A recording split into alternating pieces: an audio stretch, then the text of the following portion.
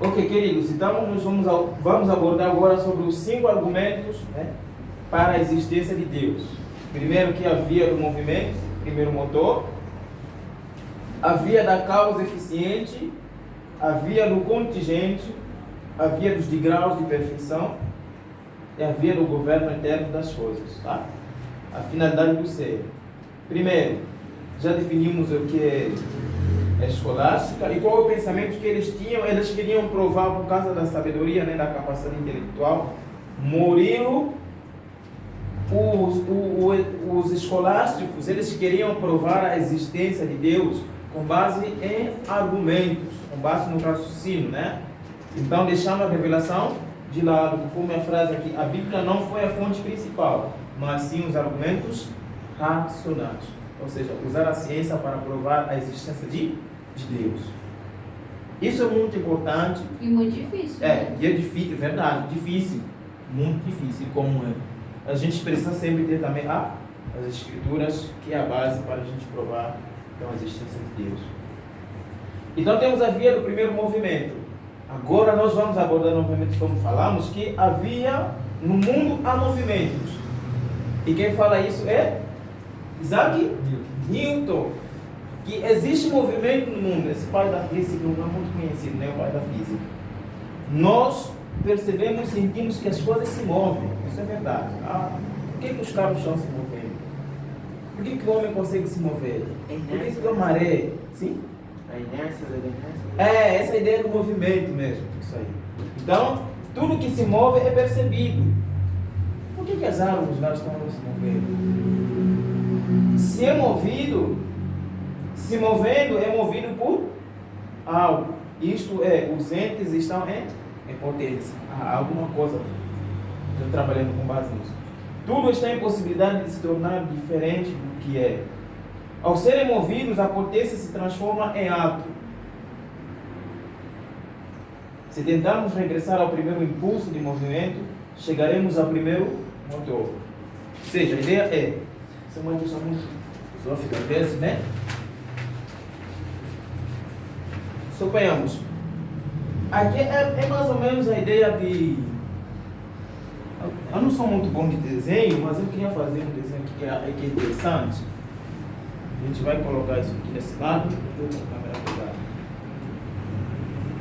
É uma ideia da rodada, né? De bicicleta, de bike. Vocês dizem bike ou bicicleta? Os dois. Os dois, né? Tá bom. Então, eu ia falar bicicleta com o bola. Então, tem essa ideia aqui, ó, de um dente, né? Bom, eu não sou muito, já disse que não sou muito bom de desenho, tá? E suponhamos que tem aqui outro.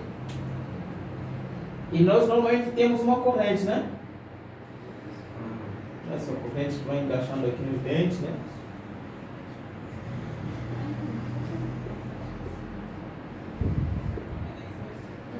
Ok. Qual a ideia aqui? Que alguém, ao fazer esse sistema de pedal que tem aqui, ele tem que dar um passo inicial para começar o movimento de... movimento de quê? Vocês que usam uma bicicleta, qual o movimento? Como se chama esse movimento? O pedale mesmo, esse movimento, nós falamos de pedalar, né? Esse pedale, a partir desse momento, mas ele tem que ter um ponto de partida. Só que quando ele tem esse ponto de partida, o que vai acontecendo? Ele vai repetindo esse movimento variadas vezes. Como podemos explicar isso? Então diz o seguinte, que ao serem movidos, a potência se transforma em ato. Se tentarmos regressar, se começar o primeiro movimento e tentar regressar ao primeiro movimento que essa pessoa fez, né? Regressar ao primeiro impulso de movimento, chegaremos ao primeiro motor. Ele começou um movimento, se tentarmos regressar ao outro, vamos chegar ao ponto do primeiro movimento que essa pessoa faz. E ele vai perguntar, como não podemos regressar a de infinito, chegaremos ao primeiro ser que deu esse primeiro movimento? A pergunta seria então, até que ponto se deu esse primeiro movimento? Imaginemos que essa pessoa continua com esse processo. Ele está lá, para nunca. Mas nós queremos regressar até onde ele começou o seu primeiro movimento. Talvez a pergunta seria, como ele conseguiu, ou seja, qual foi a base desse primeiro movimento que ele fez? Repetindo, se nós temos isso aqui, né, uma caneta, e temos esse apagador, a gente começa aqui e viemos para cá. Depois diz o seguinte, Oscar, você tem que voltar novamente aqui. Então nós vamos fazendo essa jogada, vem aqui e volta aqui. Mas nós temos que chegar até um ponto e dizer o seguinte, qual é o ponto principal desse movimento que eu comecei? Porque senão vai continuar. A mente, isso mesmo. Aí a pergunta é, mas o que causou esse movimento na minha mente? Vou falar igual a Chiquinha. Os neurônios? Os neurônios. De onde surgiram os neurônios? Ai, gente, vocês que estudam. Vocês estudam. Vamos lá. Não, Vamos lembrar do Chaves, gente. é o feto, é a transformação do feto em uma criança, tá bom? Essa estrutura toda. Mas de onde veio essa criança? Aí Da vai, relação do pai e a mãe. aí vai no de conversa, o lado da ciência Isso. e o lado de Deus. Onde Nossa. então, acho que já, agora está entendendo, né, Murilo? Ele tá aí. Por favor, preste muito bem atenção. Então a ideia é o seguinte: o Oscar tem a mãe e o pai dele, tá bom? Os pais de Oscar vieram também de uma outra mãe e de um outro pai. Esses pais as avós do Oscar, eles vieram de um outro pai e de uma outra. E esses dele vieram de uma outra e do outro. Ou seja, a gente sempre vai fazendo esse. Mas a pergunta é, qual é a origem de todo esse movimento, esse ciclo? Então, a via do movimento do primeiro motor, ele vai questionar sobre isso. Se os elementos eles estão movendo, qual é a causa que move esses elementos? O autor aqui, o C.S. Lewis, ele vai falar sobre isso, tá? Tá bem. Então, ele disse assim, como não podemos regressar ao infinito, chegaremos ao primeiro que se deu ao primeiro movimento. Sempre temos que chegar por onde começou o movimento. A lógica de Tomás de Aquino. Então, Tomás de Aquino vai responder. Ele diz o seguinte, que no mundo algumas coisas são movidas. Tudo que é movido por outro. Ninguém, eu que estou aqui, essa atração minha, se eu me mover para aqui, existe uma força que permitiu com que eu me movesse. Mas de onde surge essa força? Qual? De onde surge essa força? Não se pode proceder até o infinito de movidos e moventes, porque a gente não pode regressar, porque vai ser uma jogada, a mesma coisa. Logo, é necessário um primeiro motor não movido por outro. Então, aí é o seguinte, nós temos que ter um ponto de partida. Bom, como eu sempre falo, meus desenhos aí eles saem ruins.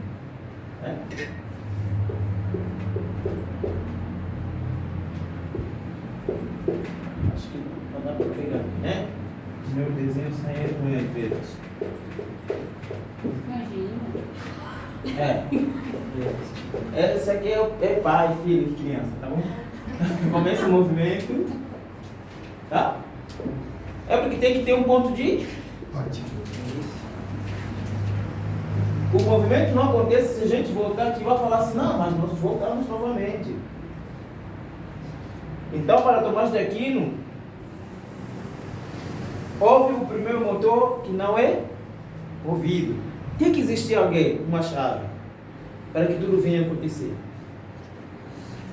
Então, para ele, sim. E imagina, nesse tempo que eles estudavam, né, que eles eram separados para coisa, e ele ter essa ideia no meio daquele tanta gente pensando da mesma forma. Genial. Genial. Só pode ser um gênio. Hoje pra gente a gente olha e fala assim, mas naquele tempo isso daí foi. Por isso, que a gente não pode ser pessimista, falar, não, Tomás de Aquino, um católico, a gente não vai estudar ele. Não, precisamos estudar esses homens. Eu tinha essa cabeça. Por isso que a teologia abriu muito. Murilo? Então ele diz que logicamente é necessário um ser que não precisa de empurrão para a execução das ações. As ações existem, então precisa um ser que deve ser a base de todas essas ações. Aqui a ideia de reencarnação, né? Que as pessoas têm essa ideia de reencarnação, sempre vai girando e nunca chega ao fim. Não, a história bíblica era uma história linear. Temos um ponto de partida, estamos caminhando para um final. O professor disse também que em estudo sério, tipo, disse, lá, não sei os nomes, né? Mas tipo, aí uma vez ele outra, não sei o que faz isso, a parte emocional, a parte mas tem uma parte que ninguém sabe, que não sabe como foi, que é uma coisa que tipo assim, Deus ele limita, né, a ciência, aqueles leitos sobre isso. Igual nas profundezas do mar, né? Que ninguém sabe exatamente se. E tem gente que não acredita nisso. Então, Olha, a ideia do primeiro motor, a apologética, ela vai trabalhar para explicar isso. Ouça. Segundo, via da causa eficiente. Qual é o propósito da existência? Por que as coisas elas existem? Tudo depende de uma causa para agir e existir. Tudo que existe possui uma causa e um propósito, consequência. Há de existir causas e não causas. 4 causas de tomar de aquilo. No mundo todas as coisas possuem uma causa. Algo que gera ação, causa, exemplo, causa da chuva, são as nuvens, né? Se cai chuva é porque deve ter as nuvens, com certeza. Se todas as coisas possuem uma causa em si mesmo, não é possível ir ao infinito das causas eficientes, ficar fazendo joguinho de causa e consequência. A ideia é causa e consequência, causa e consequência, causa e consequência. Para onde a gente vai parar? Joguinho. Sempre vai continuar a ser causa e consequência. Então nós temos que encontrar um padrão dessas causas. E ele diz, logo existe uma causa principal eficiente. E essa causa primária é Deus. Porque senão a gente vai ficar nesse joguinho aqui, ó. Causa, consequência. Causa, consequência. Causa e outro bebê aqui, de novo. Consequência. Faz esse desenho, né? Isso aqui tá. Manuela que gosta. Eu faço esses desenhos em todo lugar. E às vezes a pessoa não gosta. Faço isso aqui. Mas aí isso dá também essa inspiração de pensar mais um pouco. Havia do contingente ou do necessário. A essência dos entes, as coisas são essencialmente alguma coisa. Vão de um ponto de partida para uma necessidade contingente que depende de outro ser necessariamente. Isto é, para que as coisas existam, é necessário que existam outras coisas. A ideia é, nós não existimos sem que algo na causa já exista. Ou seja, sem que algo na causa a existência. Se retomamos ao infinito, chegaremos ao ser necessário, do qual tudo depende. Sem que o mesmo depende de alguma coisa fora dele. Então, esse ser, novamente, ele vai apresentar que esse ser realmente é o Deus. No mundo, há coisas contingentes que existem. É necessário que algo os faça existir. Não é possível retroceder ao infinito das coisas necessárias. Logo, existe um primeiro necessário. E quem é esse primeiro necessário? É o próprio Criador. Quanto mais de aquilo, esse ser necessário é Deus. Via de graus de perfeição. Preste muito bem atenção nisso. Esse também é um ponto muito importante. Existe um grau de perfeição em todas as coisas. Esses graus de perfeição existem nos entes, mas simplesmente nas coisas mais sublimes. Há sempre um grau de perfeição a ser adquirido. O que se encontra nas coisas de forma mais ou menos há de ser encontrado algo de forma total. Ou seja, vamos dar exemplo da beleza do homem. Se existe uma beleza no homem, é porque nós temos que encontrar um ser tão belo que esse homem é o espelho desse ser. E quem é esse ser? Nós não sabemos. Ou seja, se busca sempre a perfeição, há de existir um grau sublime de perfeição. Existe alguém onde todo o grau de excelência se resume. Se existe essa beleza no mundo, é porque existe um ser e nós não sabemos qual é esse ser. E atreliza, no mundo as coisas possuem diferentes graus de perfeição, isso é verdade. Por isso a beleza de homens e outras belezas, tá? Que um homem um pouquinho mais feio, eu sempre me chamava de feio na minha turma. Puxa, eu disse, meu Deus, o que foi isso? Não, estou brincando, tá? Mas é verdade. Às vezes os meus colegas, só que eu sempre fui, por isso que eu falei que na minha turma nem falava muito, né? Poxa, você é feio. Ah, tá bom, vocês sabem, vocês são bonitos, tudo bem. Os graus de perfeição são atributos em relação ao valor máximo. O grau máximo de um é a causa de um gênero, é a causa de todas as coisas. Logo, há algo totalmente perfeito e que todos os graus de perfeição são advindos. Ou seja, se existe perfeição, se existem homens bonitos, bom, claro, alguns dizem, a minha namorada sempre fala, não, Oscar, você é bonito segundo os meus olhos. Ah, sai daqui, segundo os meus olhos. Claro, não, isso é verdade, eu falo isso para ela, tá? Não, nós temos que encontrar um grau, ou seja, nós temos que encontrar um mas ser. mulher não gosta de um bonito, mulher gosta de um charmoso. Charmoso, é isso que eu falo pra ela mesmo, fala charmoso, não bonito, mas tudo bem. Na verdade, cada um tem sua beleza, né? Eu acho que o negócio de o que é bonito pra mim, às vezes é feio pra ela. O que é feio pra ela, às vezes é bonito pra mim. Depende da pessoa. Alguns dizem que é relativo. Então, mas essa questão mesmo que estamos a tratar é que isso existe porque existe um padrão total de beleza. E a pergunta é, nesse padrão de beleza é que nós podemos nos espelhar e olhar. E qual é esse padrão de beleza? Qual é o padrão de beleza? Observe bem, no mundo as coisas possuem diferentes graus de perfeição. Sim. Ou seja, esse banco aqui pode ser bonito e outro não ser. No sentido de estética. O padrão de beleza é uma qualidade. É, uma qualidade mesmo, no sentido de qualidade. Os graus de perfeição são atributos em relação ao valor máximo. Existem uns que têm um valor máximo de perfeição e outros não. E também o grau máximo de um é a causa de um gênero, é a causa de todas as causas desse gênero. Ele vai dizer, logo, há algo totalmente que é perfeito e que todos os graus de perfeição são advindos. Ou seja, existe um grau, existe um ser máximo, onde todos esses elementos de perfeição, eles se espelham. Deus. Isso pode ser Deus. Ele não deixa claro, mas mesmo ele só pode ser Deus. E é o Deus da Bíblia. Mais claro que isso. Nem não existe. É o grau de perfeição da natureza dele. Então, mas aqui eu já peguei essa ideia do movimento, essa ideia do grau de perfeição para tentar explicar também a existência de Deus. Senhor, mas talvez o exemplo assim, de objeto, de Sim. pessoa, não ajude tanto. Porque se você for ver para a natureza, não tem outra explicação. Se você for olhar para a natureza, você não consegue enxergar outra coisa a não ser Deus. Mas ainda tem gente que mesmo assim arruma um Sim! pretexto pra falar que ele não existe, como a ciência. Pretexto como Aí coloca, mas no final das contas nunca consegue. Porque é isso, as coisas estão acontecendo por quê? Porque algo está por trás disso, talvez é um relógio inteligente. Mas a ideia é que o relógio vai girando e vai chegar um tempo que o relógio vai parar. E aí onde a gente vai? Ou sempre esse relógio vai girar? Qual é o início dessa causa para que o relógio voltasse a funcionar? Ou começasse a funcionar? Então eles vão responder isso. O dono do relógio é Deus. A causa é Deus. Claro, os argumentos filosóficos e muito que entre outros, a filosofia destrutiva, né? Ele vai dizer não. Por isso que surgiram essas teorias de que o mundo é uma explosão. Tudo isso está dentro desse livro. Por causa disso, porque estão tentando encontrar um modelo perfeito. A treliça, já falamos sobre isso, vinha do governo eterno das coisas, tá? Finalidade do ser. Por que nós fomos criados?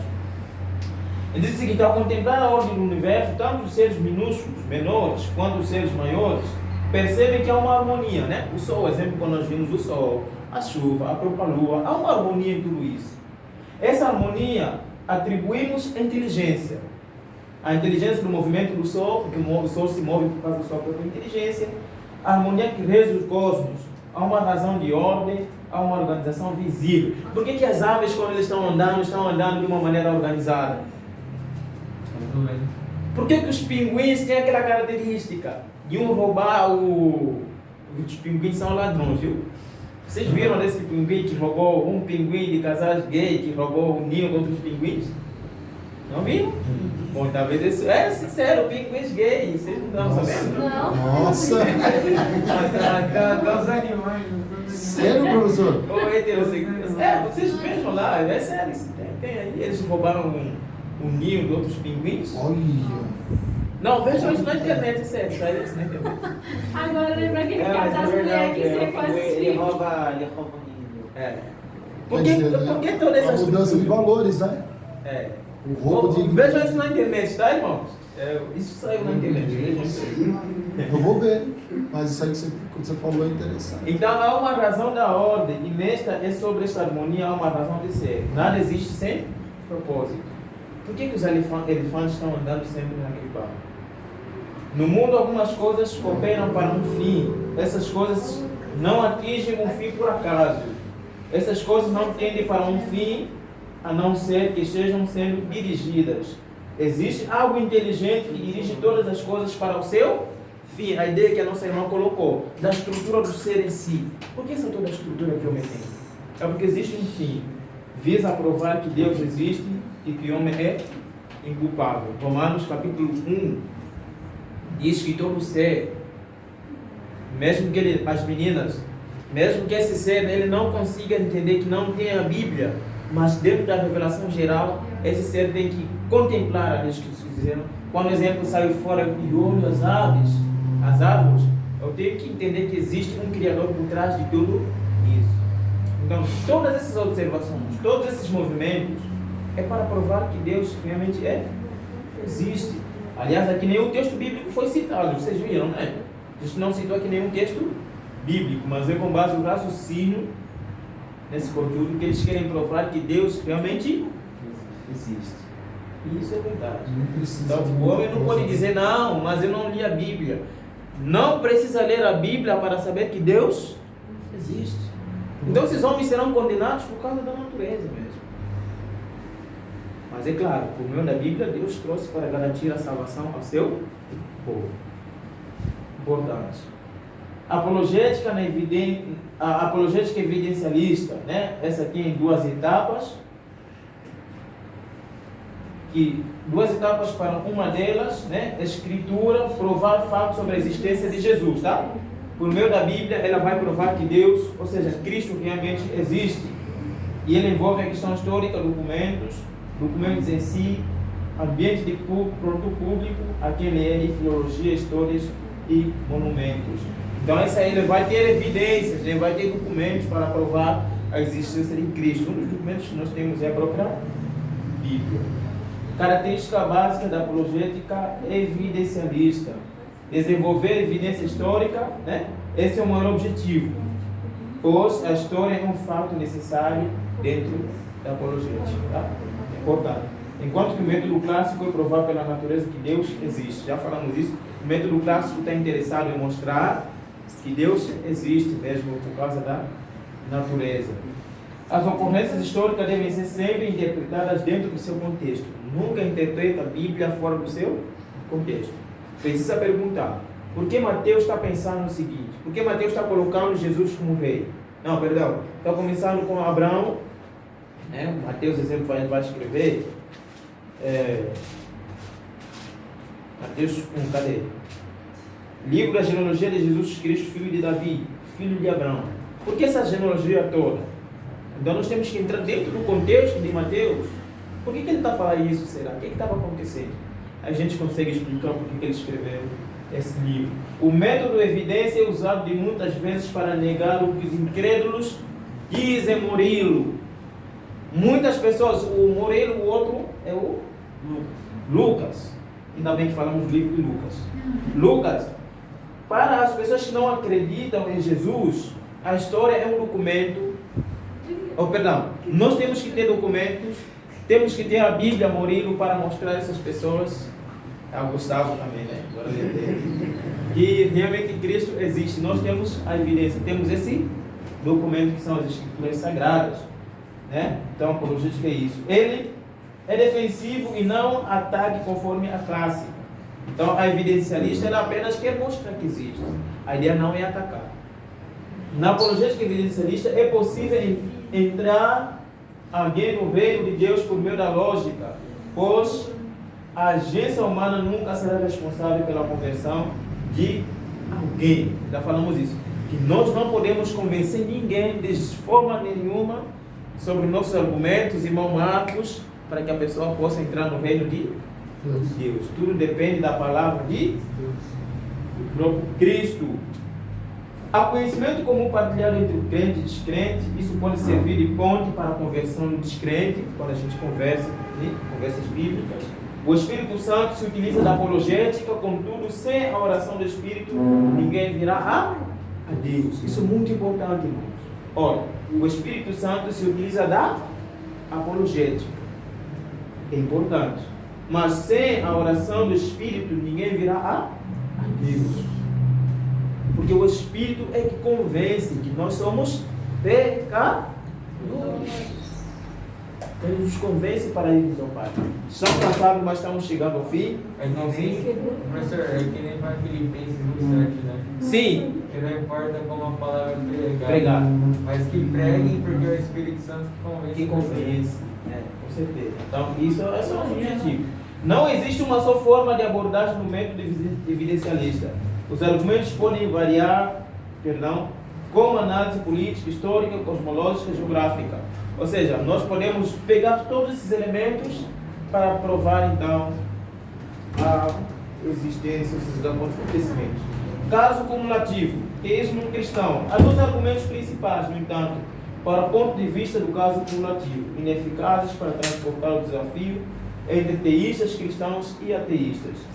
A ineficácia do ponto de vista ontológico. Há no próprio ser de Deus garantia de existência, ou seja, que dentro de Deus nós podemos encontrar essa garantia de que Ele existe realmente. A criação do tempo, a criação do espaço, criar o material. Só que ele vai dizer que o problema desse argumento só é possível ser acreditado na sua conclusão. Se ele então, e ele se revela na existência, por causa do seu pressuposto de existência. E temos aqui a ineficácia do argumento cosmológico, nessa lógica formal que também precisa ser considerada. Portas de acesso à apologética. Bom, aqui nós estamos chegando ao fim. Mas amarem os simples, porque isso aqui é muito importante. Tá? Estamos a decolar. É isso que dizem no voo, né? Estamos a decolar. A apologética é uma área que abre portas para o indivíduo, para que o indivíduo possa compreender algo que está além de seu entendimento. Ela tira a venda de olhos de quem não possa ver e o leva a compreender como as coisas realmente são. Aquela pessoa que acha assim, eu aqui onde eu estou é mesmo isso que eu acredito e ninguém pode mudar isso. Então, o trabalho do apologeta ou do apologista é chegar a dizer o seguinte: meu amigo, tira essa venda escura que está nos teus olhos, porque o mundo não é conforme você está observando. Mas lembre sempre, de forma humilde e mansa. Primeira carta de Pedro, capítulo 3, versículo 15 ao 16. De forma mansa. Fazer apologética significa construir pontes, levando as pessoas a pisarem do outro lado do mundo, que nunca haviam experimentado descobrir o que lá se encontra. Então, apologética é isso. Eu estou aqui. Bom, vou voltar nesses desenhos, tá? Esses desenhos são muito importantes. Eu estou aqui, ó. Essa aqui é o Oscar, né? Tá bom. Então aqui tem uma ponte. A apologética tem que fazer isso aqui, ó. O Oscar aqui está no mundo dele dizendo, ó, que tudo é belo, eu mostro para ele, ó, as coisas não são assim. Existe também outro lugar. O apologeta tem que fazer, o apologista tem que fazer isso, tá? Primeiro argumento é o argumento da explicação. Nós vamos apresentar aqui quantos argumentos, deixa eu colocar aqui. Não esqueçam isso aqui. Primeiro, explicação.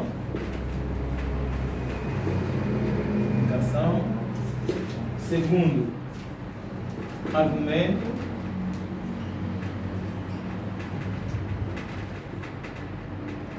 Terceiro, história. E por último, essa imagem.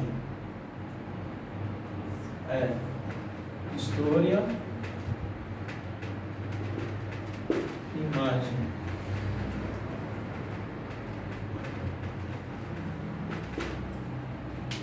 Então, Essas são as portas de entrada da apologética, tá? As portas. Primeiro, a explicação. Segundo, argumento. Terceiro, história. E quarto, a imagem. Explicação. Para que se faça uma defesa do Evangelho, ela precisa primeiramente ser explicado, definir o facto do que ele é. Desarmar de forma sábia todo entendimento errado implantado na mente da pessoa sobre o cristianismo, tá? É o seguinte, você fala para a pessoa, olha, irmão, o cristianismo é isso. Aquilo que disseram para você que era o cristianismo não é. Ou seja, temos essa ideia do cristianismo de quando você vai para a igreja se torna uma pessoa abençoada, não é isso? Deixa de sofrer, não é isso? A mensagem que pregamos é essa. Prega, assim. Quando você sai do mundo, não, você não vai sofrer mais, vai ter mar de rosa. Isso que acontece, quando a pessoa vai para a igreja, É tribulação. ela se entra em choque porque começa a viver tribulações, lutas fortes. Então nós precisamos primeiro mostrar para a pessoa o que é o cristianismo. Segundo, argumento, apresentar razões para a crença em Deus, mesmo que não sejam possível provar, né? Porque são questões relacionadas à fé. E a história deve implementar. A ideia é apresentar a história da criação, da queda, da redenção e da consumação com bases nas ideias históricas existentes durante o passar dos tempos. E por último, esse elemento que é muito importante, a imagem. Irmãos, hoje, qual é a facilidade das pessoas mais se comunicarem? Celular. Mas por meio de quê? Por meio da internet. É mais fácil alguém pegar esse livro, ler, ou alguém resumir tudo que está escrito nesse livro aqui por meio de uma imagem? Alguém resumir por meio de uma única imagem. As imagens hoje tomaram conta das grandes empresas. As grandes empresas estão vendendo seus produtos por causa da imagem. Quando você vai no Instagram, né? Você vai ver, olha, só um perfil de imagens. Ou seja, as imagens tomaram conta do mundo. Se a igreja ignorar as imagens, o que é que vai acontecer? Ninguém vai querer. Murilo. As imagens tomaram conta do mundo. Eu não usei nada com a imagem aqui. Se eu viesse com uma imagem, com uma camiseta, exemplo, tipo, aqui, ó, bem dito, não sei, o Gustavo, ele usou uma camiseta muito. Ó, para quem olha nele, essa imagem já significa tudo para mim. O que esse leão representa na camiseta dele? Ó, camisa, sei lá, como é que chama? O que representa esse leão aí? Leão da tribo de Judá. Veja, está escrito aí alguma coisa, leão da tribo de Judá? Não. E como é que eu sei que é leão da tribo de Judá? Porque a imagem resume. Então, hoje nós... por favor, deve prestar essa Bíblia aqui, ó. Irmãos, as irmãs aqui, ó. Quando vê isso aqui, quem não vai querer comprar essa Bíblia? Quem não vai querer comprar? Porque é a símbolo, né? imagem, ó. Parece brincadeira, o que está profundo aqui. Tem a Bíblia, tem a cruz e tem as estrelas no fundo. Ou seja, a imagem está em causa. Então, hoje o mundo se comunica pelas imagens. Tem acesso fácil pelas imagens. As pessoas compreendem o que está à nossa volta. O autor propõe analisar algumas imagens. E um deles é a República de Platão. Vou terminar para explicar isso. A ideia é o seguinte, nessa República de Platão. Terminar mesmo muito bem. A ideia é o mito da caverna. Já ouviram falar? Já, né? Então, a apologética vai se usar desse mito da caverna para explicar o sentido da imagem. Existe uma caverna. Nessa caverna tem quantas pessoas? Bom, vou fazer de novo o Oscar, tá? Agora acho que esse aqui vai estar diferente. Meu Deus. Bom, isso aqui eu faço sempre isso, né? Tá bom. E existe outro aqui, que é José. Um pior que outro mesmo. Essa aqui é a orelha mais um pouco grande, tá? Então a ideia é o seguinte.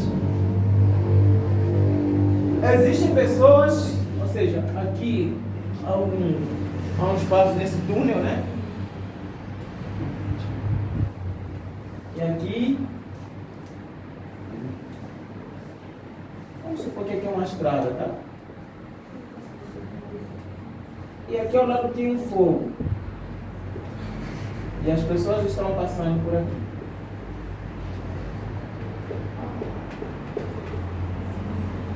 Você Então, passou na aula de arte, você... Ia perder tudo, né? Nunca ia Não, tirar. ou ia ser milionário, porque para você vender seus quadros, você ia ter que apresentar para explicar para os compradores. Então, Isso é mais interessante, aí eu ia ganhar dinheiro mesmo. né? Essa explica essas coisas, eu tenho o tom de explicar as coisas, por que acontece, né? Mas é o seguinte, então essas pessoas, eles nasceram aqui, eles viveram a vida deles todos aqui, né? Esse lugar aqui. Então, no fundo, ou seja, fora dessa caverna, há uma pequena luz, ou seja, um pouquinho fogo. Então, enquanto as pessoas estão passando, essas pessoas fazem o quê? Elas projetam, essa luz aqui projeta uma sombra, né? Essa é a ideia. E a sombra, ela vai se manifestar onde? Dentro da caverna. E essas pessoas, como nunca tiveram contato com o mundo externo, eles estão ouvindo vozes, né? Essas pessoas estão... Aqui a ideia é... Eu esqueci de falar isso, né? A ideia é que essas pessoas estão o quê? A ideia é que essas pessoas estão o quê? Estão presas, né? Bom, mudou um pouco. A ideia é que essas pessoas estão presas. Então, à medida que eles vão projetar essas sombras, eles estão dizendo o quê? Que esse mundo onde eles se encontram é o único mundo que eles conhecem. Tudo que está acontecendo dentro da caverna é tudo que eles sabem. Então, eles estão presos dentro deste mundo. E o autor aqui desse livro, por isso eu vos falei que esse livro é muito interessante, vocês precisam mesmo, vocês precisam comprar, né? Ele vai deixar isso aí muito claro. Ó, ele diz o seguinte: Platão trabalha essa imagem detalhadamente. As pessoas que estão correndo todas imobilizadas, de modo que não podem se mover pela caverna. Podem apenas ver a parede bem diferente a elas. Atrás há uma passagem por outra. Essa passagem nós já descrevemos aqui, né? Carregando vários vídeos na sua cabeça. O fogo projeta essa imagem. Os prisioneiros veem as sombras. Ou seja, eles estão vendo as sombras aqui na parede, ó, dessas pessoas que estão passando. Eles vêm, eles já ouviram falar sobre isso aqui, né? Que é interessante. Mas olha só o que é interessante. Eles não veem nem ouvem nada diretamente. Tudo que se passa de forma indireta e distinta. Contudo, o que nos interessa nesta imagem é, tanto desenvolvido filosoficamente, essa analogia que Platão então vai dizer. Essas pessoas estão num mundo aprisionado. Contudo, o que nos interessa neste momento não é tanto o desenvolvimento filosófico de Platão, com certeza, dessa imagem, e sim seu potencial apologético, como podemos utilizar essa imagem para recomendar e comunicar o Evangelho hoje. Onde nós encontramos o Evangelho nessa imagem? Como nós podemos pegar uma imagem e projetar nele o Evangelho?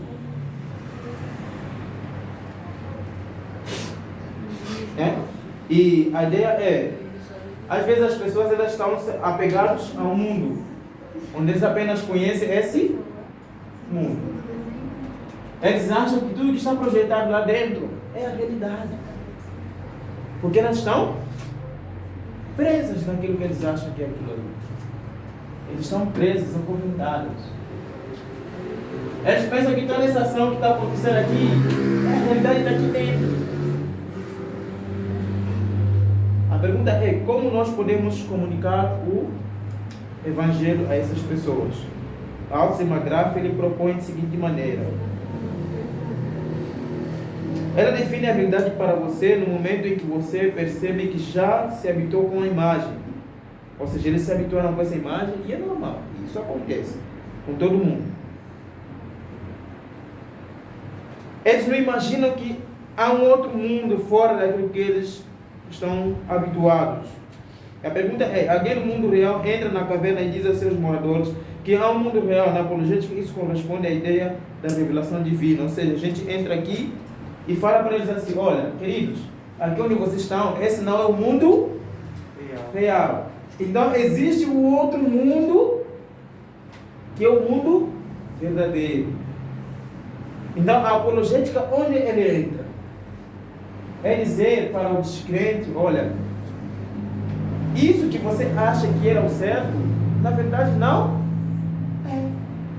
Porque a gente vive num mundo onde a gente se acomoda. E nós achamos que a verdade é a nossa verdade, né? Então isso é muito perigoso mesmo. E o autor, algo também que eu achei interessante, que ele vai dizer que a estrutura da caverna contém pistas da existência do mundo fora de suas paredes. Na apologética, isso corresponde aos argumentos a favor da existência de Deus baseados em pistas contidas na estrutura do mundo. Ou seja, Deus deixou pistas ao mundo da sua existência. Esses são os pisos que Deus deixou. Então, Murilo, quando você vê Arara, lá não diz apenas nossa Arara existiu por acaso. Não, são as pistas que Deus deixou, que ele é um ser inteligente. Conseguiu projetar esse animal. Ele disse que os prisioneiros intuem que há um mundo melhor do que a caverna, som de desformação. Na apologética, isso corresponde aos argumentos a favor da existência de Deus, baseados nos sentimentos humanos, como é o caso do argumento. Mas a coisa mais interessante que nós nunca podemos esquecer é mostrar a ideia verdadeiramente de um Deus. Vocês sabem disso, que Cristo, ele, desde a criação, ele existiu. Filipenses fala isso, que Cristo, desde a criação, ele existiu. Mas em João 1,14, fala o quê? Ou seja, João capítulo 1, versículo 1. No princípio era o verbo estava com Deus, o verbo era Deus. Mas o que aconteceu com esse verbo? Ele se encarnou. Ele se tornou homem. Ou seja, ele entrou nesse nosso mundo das ideias. Ele veio nesse mundo para nos trazer a verdadeira imagem da criação de Deus. Então, essa é a ideia. Parece que nós estávamos num mundo obscuro, onde nós achamos que não, aqui está certo. Mas ele veio e se encarnou. Ele conheceu as nossas dores. Ele está dizendo o seguinte, olha, eu preciso levar vocês para mim. Mas o que o homem fez? A Bíblia fala, ele veio para os seus, mas os seus não receberam. A ideia é o seguinte, é como se fosse o Oscar vai para Angola e a minha família não me dá boas-vindas. A ideia do texto bíblico é essa, que ele veio para os seus familiares e os seus familiares não lhe deram boas-vindas. Como você se sentiria? Quem é aqui do outro estado? Do outro estado, fora de São Paulo? Eu? Sou baiana. Tem familiares fora do estado de São Paulo? Acho que todos têm, tá bom? Imagina que esse parente, você ouviu falar de uma tia que casou, depois veio os vossos parentes na vossa família, né? Mas tá bom, faz parte. Não é isso? Não veio vossos familiares de outro estado, fora de São Paulo? É porque minha tia casou? Isso, exatamente. Vamos dessa ideia. Suponhamos que todos os vossos familiares que vieram e vocês não dessem boas-vindas para eles. Essa é a ideia do texto de João, que Jesus veio para os seus familiares e os seus familiares não deram boas-vindas para ele, irmão Marcos. Os seus familiares negaram ele. Então, é a ideia que nós estamos num mundo obscuro, mas ele, o Messias, saiu do mundo. Onde tem tudo, Deus se revelou para ele, ou seja, ele estava lá na criação. Então veio para nos mostrar a verdade das coisas. Mas nós dissemos o seguinte, nós estamos num mundo melhor e não queremos sair daqui. Negamos a salvação do Filho de... E o que vai acontecer com essas pessoas? Vão ficar. Deus tem que punir, né? As pessoas justiça. Bom, queridos, então Apologética é isso. Questionamentos, os questionamentos sobre a cultura precisam ser respondidas. Né? A questão da cultura é muito diversificada. Então nós precisamos ter o conhecimento da cultura para responder com base na apologética. As lições mais profundas aqui, Eliot, eu cito também essa autora aqui, ela vai tratar num livro, o porquê o sofrimento existe. As pessoas vão perguntar, por que existe o sofrimento? Então, tem trabalho de alguém que estudou apologética, tentar explicar com bases bíblicas a causa do sofrimento. Ser bondoso, as respostas devem ser respondidas com base no Evangelho. Qual é a pergunta, o significado que está por trás de cada pergunta que a pessoa faz. Não dar respostas prontas com perguntas sinceras. Irmãos, estamos vivendo num mundo imediatista, onde as pessoas têm pergunta para tudo, têm resposta para tudo. Existem coisas que a gente não tem resposta. A gente precisa admitir isso. Mas a igreja, ela acha que tem resposta para... Não, irmãos, tem questões que a gente não vai ter como responder. Porque não tem como. Nem a teologia responde. Tenta buscar meios para se adequar a esses questionamentos. Mas responder na totalidade. A gente não tem como. Um dos grandes problemas é a causa do mal. A teologia vai responder que é o homem para o pecado. Mas por que tudo isso? Entenda a importância e compreender as perguntas também. Isso é importante para quem faz a apologética. O problema do sofrimento. O sofrimento, por que o sofrimento está presente na vida das pessoas? Se Deus existe, entre esses e outros questionamentos são levantados em última análise. Se Deus é bom, por que existe o mal no mundo? É uma pergunta que precisa ser respondida de forma lógica e racional. Pois o problema das pessoas é lidar com o sofrimento, a questão da morte. Para quem passa por uma situação muito ruim. Sim.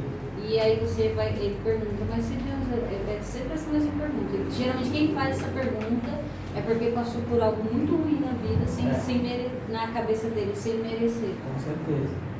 Um exemplo claro, a questão da morte, ela é existencial e não intelectual. Por isso responder ela requer muito cuidado. A gente não pode responder apenas, morreu porque morreu.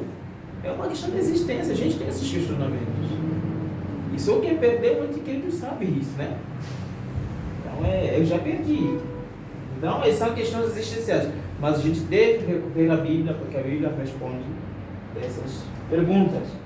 Então, por fim, a resposta acerca do sofrimento está relacionada ao mundo caído, à desobediência do homem para com Deus, às guerras, à ganância, à fome, à exploração da terra de forma inadequada. Foi uma escolha que o homem fez e, em parte, isso tem sido a causa de seu próprio sofrimento. Mas é importante frisar que questões relacionadas ao sofrimento não são respondidas em sua totalidade. Nós vamos encerrar por aqui.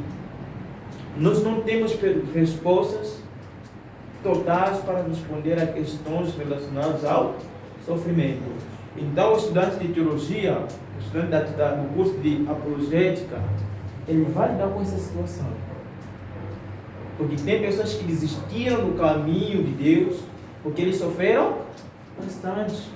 Como convencer essas pessoas a voltar? Murilo, como convencer essas pessoas, essa criança que viu seus pais morrerem por uma bala, exemplo, para o Rio de Janeiro?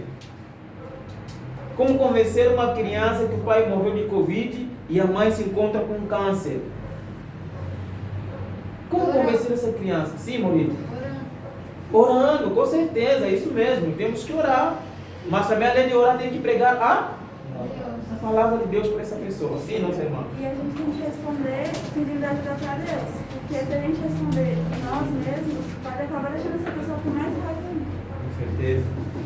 Como responder a um filho que orou por uma mãe para que ela fosse curada e Deus a salvasse, mas depois essa mãe morreu? Bom, que Deus quis trazer. Chegou a hora. Esse filho sou eu, né? E tem os questionamentos, né? Tipo, você é cristão, se você perde um ente querido seu, aí você vai às vezes falar, uma pessoa que perdeu também falar, mas por que você está falando que você passou por isso? E cadê o seu Deus? Sim. Aí tem os questionamentos. Então, a questão do sofrimento, irmãos, para nós terminarmos, nem sempre a gente terá a resposta para mudar as pessoas, tá? mas nós precisamos entender que o sofrimento, existe e é causa do pecado. Tá? É causa do pecado, mas em sua totalidade nós não temos respostas. Então, bem-vindos à Apologética. E esse material aí, professor? Parabéns, nós terminamos por aqui. Alguém tem uma pergunta? Eu. Sim. E esse material? A matéria vamos deixar para os irmãos. Não esqueçam de comprar